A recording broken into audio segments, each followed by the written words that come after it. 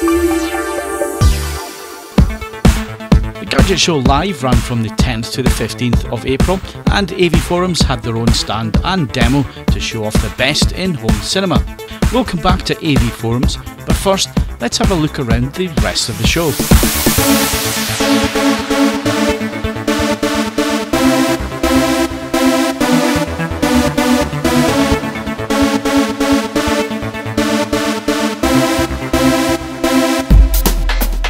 With over 120,000 attendees expected over the entire week-long run, there were lots of gadgets and technology on show. One section was full of climbing frames, zip lines and superb rally cornering style trikes for the kids. The word gadget obviously has a very wide definition, and as such these types of items did feel like they were not quite in keeping with the vast majority of electronic gadgets which dominated the rest of the show. An especially popular item for the Gadget Show crowd was the remote-controlled cars and flying toys.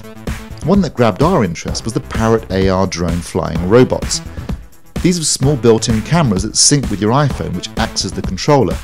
The type of aerobatics possible were great fun to watch, and whilst retailing for a few £100s, we think most of the attendees, including us, were thinking up excuses to own one.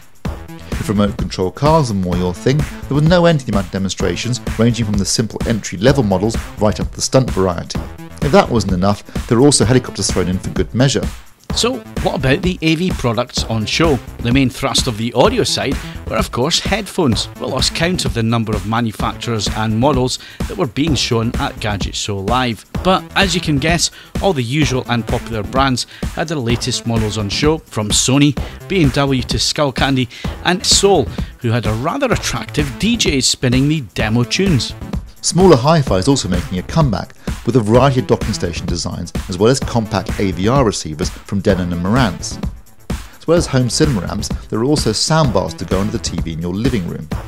One interesting product from Sony was the full 360-degree speaker for your kitchen or bathroom. Not only did it look unique, but it actually didn't sound that bad at all in practice.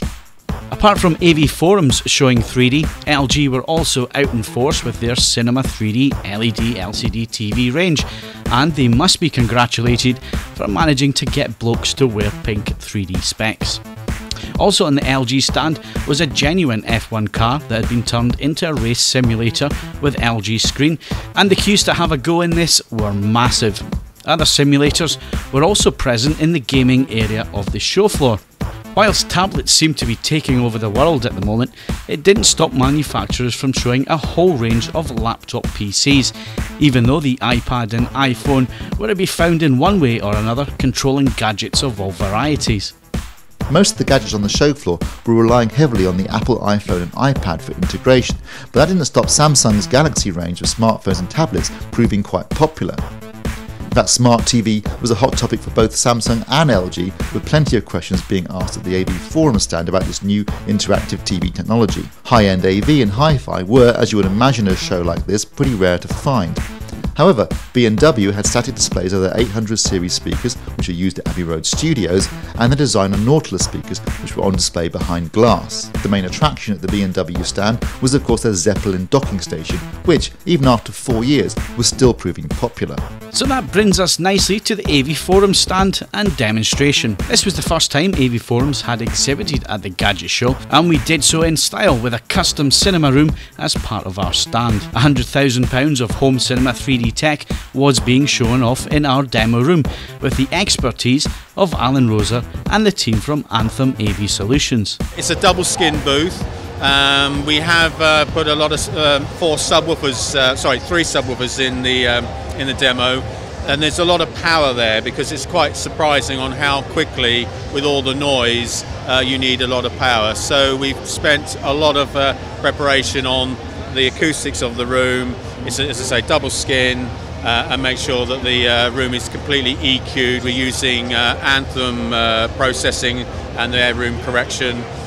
So yeah, it sets its challenges, but I think you know that we excel in 3D. That's something that Sim2 has really set a high benchmark with the triple flash. You know, it's the only time it's featured in a consumer projector. So we've been able to present to consumers how 3D really should look. So we got the Lumos 3DS, We've got that on a black diamond ambient light rejection screen, because we wanted also to show that you can use projection in a high ambient light environment, because most people think it's, you know, in a very dark room, and normally most people's experience in projection is either in a meeting room or a pub, and you know, those results really aren't very exciting.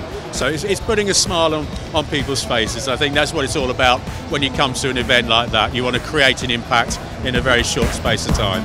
The AVForums team were also on hand to answer questions and gave away nearly 10,000 goodie bags. These became an instant hit with attendees, and they could be seen all over the show floor. So why were AVForums taking part in this year's show? We wanted to be fairly in your face with the stand. Give the Gadget Show people something that they might not be able to find somewhere else, and that's a top quality home cinema experience, and also show them our new look. I wanted to bring a new design to AVForums to give it a modern look that reflects the modern nature of the contents within it, really. The cinema contains just shy of £100,000 worth of equipment.